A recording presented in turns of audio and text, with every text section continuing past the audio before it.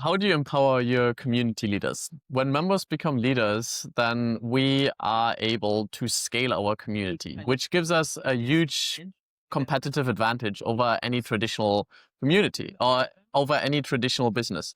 So I've gathered a few community leaders here. We are all part of Synthesizer Scaling, and we're going to have a bit of a group discussion on how we are empowering leaders in our community. I have everyone's profile here, so I'm going to go through this to have a much more meaningful and deeper conversation.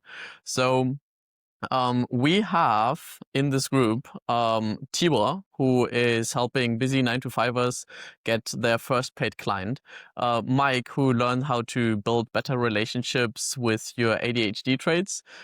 Aaron, who helped 100 ex-corporate changemakers reclaim their lives and launch new businesses. Then we have Pao, who is helping artists realize the power of social media beyond just likes and comments. And we have Mireia. Do I pronounce that correctly? Yeah. Oh, there you go. Sweet. Let's go. Who is the mentor for creators who want to sell online with authenticity and freedom? Collectively, we make more than 130K since joining Synthesizer Scaling, and some of us, that means just a couple of weeks. So some insane leaders here at this table. So what I would love to go through is a bit of a mini discussion on like how we are empowering our leaders in our own community, because that is the best way to scale the community versus having a traditional business. And something that I've been thinking about is copying the Skool games within our own communities, because if in doubt, we should always try to copy something that is already working over trying to reinvent the wheel from scratch.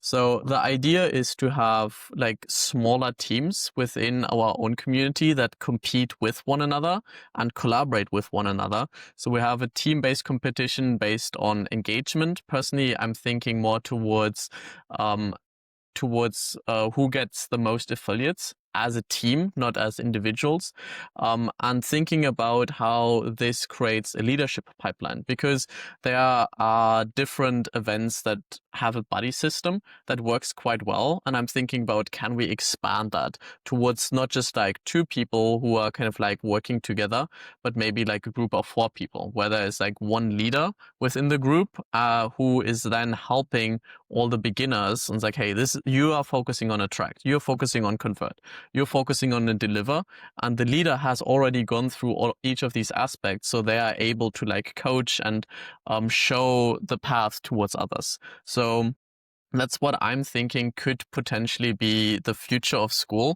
where in our own communities we have these smaller squads or smaller groups of people that start working together. Because for me, one of the biggest challenges was learning to wear all these hats at the same time, right? Because that's how it feels in the beginning. We have to wear like marketing and sales and customer success, and it's just overwhelming. So having like someone who's like, okay, just do that and you're good. So I feel like this has the potential to be the future. What do you guys think? Yeah, it's kind of, Yeah. like, for those that are just learning some of these business terms professionally is um, a huge new trend because it allows you to maintain your agency autonomy to have your business, but, you work as if you had that title in someone's business and then you just tap out once your work is done. So I think it definitely helps you to be able to skill share a little bit. And it does remind me a little bit of what Goose does, like Yeah. the blitzes every so often. Yeah, Like when we that's have what the I blitzes, get it's the like, inspired yeah, it's like small inspiration. teams, right? You see? So that's exactly it. I just thought of this saying actually a little while ago. Like, y'all can say it, but credit me, please, because it came to my head the other day. It's like, you don't have to reinvent the wheel. You just have to put them on your car. That's it, So it's exactly it. It's like, watch what amazing people are doing. I tell people all the time, I send people to each other's schools all the time. Collaboration over competition every single time. Like, everybody knows something that's vital to everyone as a survival. And the only way you're going to actually know that is if you put people, like, send people to groups that you love and they know they're doing amazing things, because then they just bring that excitement back to your group. So for me, it's that collaboration between communities. That's how I empower leaders in my group. Yeah. Love that. So for me, it's like I've been like the thing that really amazes me is like the unfair advantage. I think everyone has like an unfair advantage, but to them, like they don't see it because to them it's like normal. And you need to have that outside perspective to see, oh, like you're actually like really good at that. So because I was a teacher, I've been like kind of trained to like with these young kids to like really see their qualities and really like point it out. Kind of like that, I'm doing the same. I'm helping somebody like to discover their unfair advantage with the things that they are like really good at, and then actually like sending people to them who might need their help. So yeah, that's like kind of my addition. Alright. Usually, I focus a lot in individual relationships with everyone in the community. So what I try to do is every time I see someone that joins us and it's very engaged, I try to get them because you have to think. Until now, I've been like only focusing in low tickets, so it's not that personal because there's more people. So I always, when I see someone that is engaging a lot, I try to bring them in a one-on-one, just get to know them, but until now, not to have a separate program or whatever, just to get to know them better and see what their role in the community can be. And kind of like, I feel like once I do that, people start feeling part of the team of of your community, and they just start engaging with other people in a personal level too. And I think that really helps create that strong community feeling. So Yeah. but I really like your idea. I No. think it's great. I never thought of creating like teams inside the community. I think it's a nice Yeah. idea. Like it originally came from like I had so many community ideas and I was like, how about I make a community about Hogwarts? And then like in there have like these different Hogwarts houses that compete and like because like I loved how these houses were earning points. And school feel like it's the same thing, but like we earn points individually, right? We have our monthly recurring revenue in our own community, but there isn't a way to play together with someone. Of course, like the whole community is like behind you, but it's not like a collective effort. Something that would be super cool if we see is like how much money did the community make its clients? Right? Because in scaling, we recently passed 3 million in client revenue, which is great. Like, and we launched in June, so that's like not even 6 months now, or like it's just 6 months. So, kind of creating these ways where we can play together, like what you said, instead of like having this competition. I think that's one of the favorite aspects of Skool is it is not a competition. It is a collaboration. Because if we just think about one community, eventually people will leave that. But if people have like 3 or 4 or 5 communities that they're regularly visiting on Skool, now Skool is more dominant than Instagram, than YouTube. Yeah. I mean, in my company, our different communities communicate with each other in that way. I call it our virtual village for a reason, because the idea is that people feel they go in just like any town, there is something for everybody, just like any town. You don't just go to most towns and there's like just a grocery store and that's it, or there's just a it. No, there's a hospital, a grocery store, a small clinic, there's a post office, there's a church, and so whatever your village is made out of, it's usually made to serve everyone and not everyone on the same day. You don't go to school and go to every single group every time you go. At least I hope you don't. So, it's really about creating, school is a giant village ecosystem. And the more that we communicate with each other's communities, the more people we keep each other's communities running in that True. way, for sure. I love that. Yeah, I love to see how some of my members, they emerge and they want to share their truth, or yeah, what they are doing inside their companies. So yeah, I want to ask the girls, what are you doing, and can you explain it in our live Ooh, I like calls? that. So yeah, they feel empowered. So they feel that their voice is meaningful and they are inspiring others. So yeah, I love asking the girls to explain the experience. I also like how this will just make like the best way to learn something is to teach it to someone else. And if Yeah. Goose does this also very well. When someone has a question in the community, he calls out someone else to answer that question. Yeah. So I think this is what it's about, to like put leaders in the front. Because like leaders create more leaders. And if we give other people the opportunity to lead, like people will step up to that. So that's cool. Yeah, it's like there's three modalities of leadership in that respect. There's, I like to think about everything in terms of a circle because again, the earth is circle. Like when we think Yeah. about the universe, it's like it's not this linear thing. Like it has a shape, it has a form, So I think of things in circle because it interlocks everybody's energy with each other. So I teach to three modalities of leadership, right? There's centered leadership where you are in the center and everybody's surrounding and that you are the reference and you are working that room and working that circle. Then there's a type of leadership that's collaborative leadership, right? Like, you pass the mic around the circle and you are the leader, but you are allowing everybody to have a say and a voice. And that's a particular type of leadership, like facilitation, But then there's a type of leadership where you step out of the center of the circle and you are just part of the circle. And that becomes an entirely different type of leadership. Like it is decentered leadership because you know that you can only exist if everybody in the circle has a voice.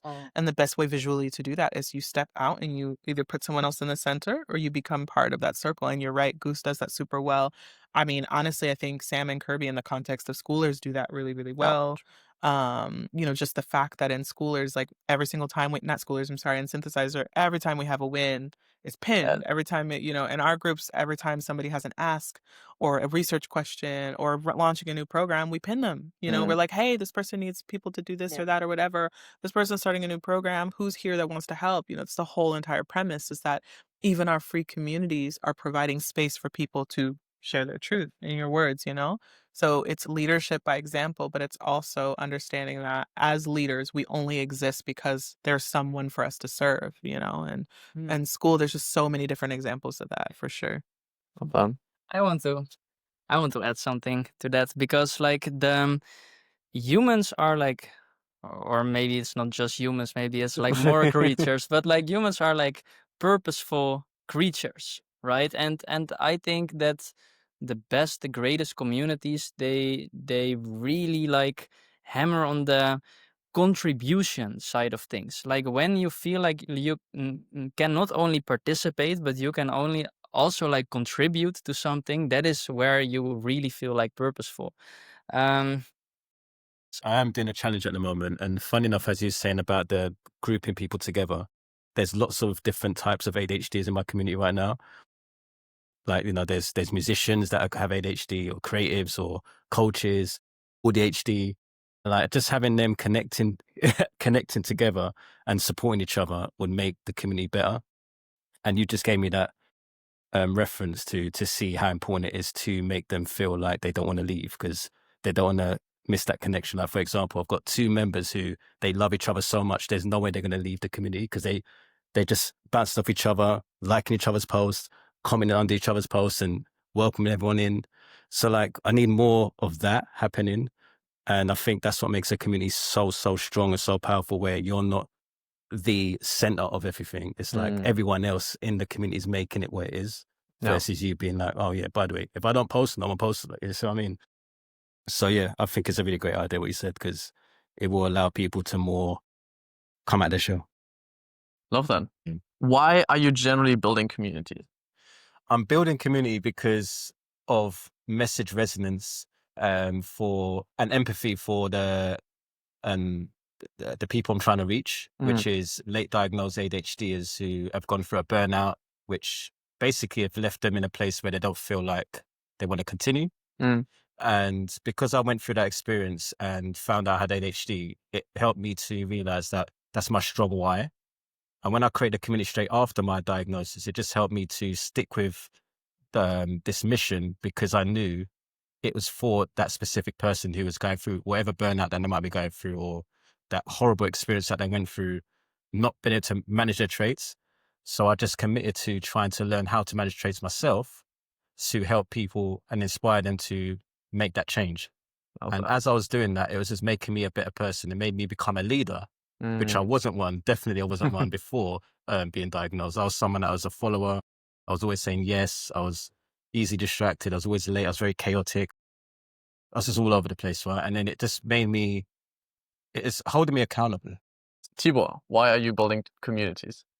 Why am I building communities? Hmm. Well, like I was in the traditional education system for basically like my entire life, right? Like I started in primary school, then like high school, then college, and I even was like a PE teacher. But some things just didn't like resonate with me. Like I always try to be very creative in school, but it always get punished because if you truly make something creative, like they don't know how to grade it. So that is like one thing, but there is a lot of things that I really don't like about the education system, and I see like a community as a way to like improve it. And the way what we are all doing, like we are not just teaching theory, like we are doing the things ourselves, and then we are basically teaching about it, and that is how I think that is the most effective way because it's based on like real life experience. And like when you build a community, you attract people like you who also have the similar experience. Like I was just talking to Mike, and it's like crazy how similar our stories was. And like if you can help people who are like-minded, who has to go through the things that you've already gone through, that is how you can like make a big impact. And I see like communities, I see like school overtake school at some point. At some point, because I've learned way more on like the internet than in like 20 years of like the education system. Like, isn't that crazy? Sweet. Let's go around the circle and all answer the questions like, why are you building community? Pal. Can I first clarify, because you defined me as a guy who helps DJ leverage Yes, social media. please correct me. And it's just, I'm not the content creator myself, so I work as an operator. I'm the guy behind the scenes Cool. for content creators, so that's what they do. Nice. Okay. I did fall in love with creating community though, because as I'm behind the scenes, as I'm not the guy on social media, I am very, very active in both communities that I'm Love that. currently running. So but yeah, I think it's just a magic thing where you can bring a lot of people together who are on the same page. It used to be very hard to do something like this before, and now it's so easy thanks to Skool. And so Mhm. there you go. So, Aaron, why are you creating communities? Well, I am creating communities because communities created me. I think every transformation I've ever experienced in life has been because I've been part of a community. Because I've been welcomed by a new community, because I've been able to create or find or fold into a community, or I've been able to just have a nourishing experience, even traveling through a place and being part of a community. So in my case, since I'm helping specifically in this era of my company, Ola Magnolia, I'm specifically focused on exiting corporate and organizational change leaders, is because I feel that because I've actually never really worked that long in corporate, but I have worked a long time with people in tandem with, as a consultant and things with people in corporate.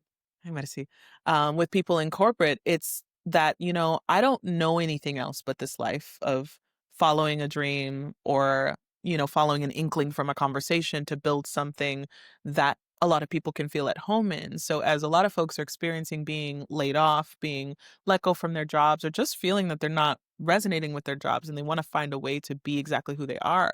My job as the identity and belonging coach is to help them be so secure and comfortable in who they are so that it becomes inevitable that they then take that step and build something that truly reflects who they are.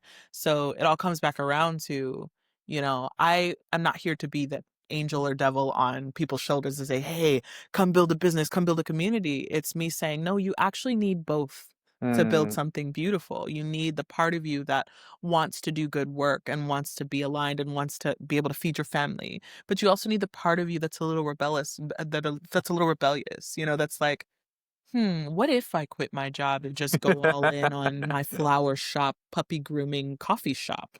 What if I do that? And I'm like, well, what if you do that? Let's talk about it. So That's my Love that. why, I guess, having been part of so many groups and so many communities that have encouraged me to do the wild, Mm. crazy things. So now I want to help more people do wild, crazy things and make Beautiful. money while doing it. Love that. So, Maria, what is your why for building a community? Yeah, I think that I'm building a place that I would love to have when I started my own journey selling online, because I didn't know anything about SEO or offers, or I don't know, talking to clients or customer success.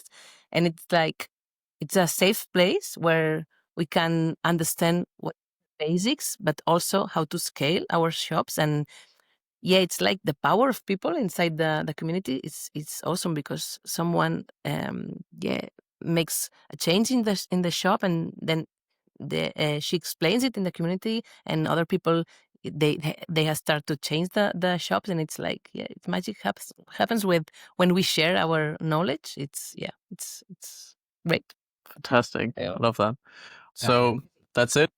Okay. Hope you found this valuable and entertaining. And yeah, this was the first synthesizer meetup in Barcelona. Woo! Okay.